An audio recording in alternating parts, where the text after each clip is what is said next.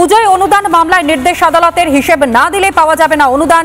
শিলিগুড়ির ৩টি ক্লাব এখনো পর্যন্ত হিসেব দেয়নি, আদালতে জানিয়েছে রাজ্য সরকারের আইনজীবী।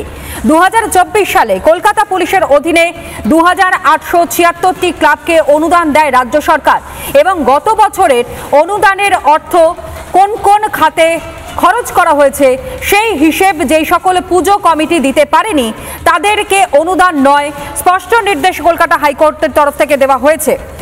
মানুষ তো আদালতের জন্য জন্মায়নি। আমরা হাইকোর্টেরই রায়কে স্বাগত জানাচ্ছি। বর্তমানে যে সরকার আছে তারা বলে টাকা নেওয়া এবং খরচা করা এটা আমাদের অধিকারের মধ্যে পড়ে, কিন্তু হিসাব দেওয়াটা আমাদের অভ্যাসের মধ্যে পড়ে। জুডিশিয়াল অ্যাক্টিভিজম এস্টাবলিশড হয়ে গেছে ওয়েস্ট বেঙ্গলে। কোনো গণতান্ত্রিক রাষ্ট্রের পক্ষে, কোনো গণতান্ত্রিক ব্যবস্থার পক্ষে যেটা কোনো সুখকর অবস্থা নয়, কিন্তু এটা হয়েছে, এটা দুর্ভাগ্য।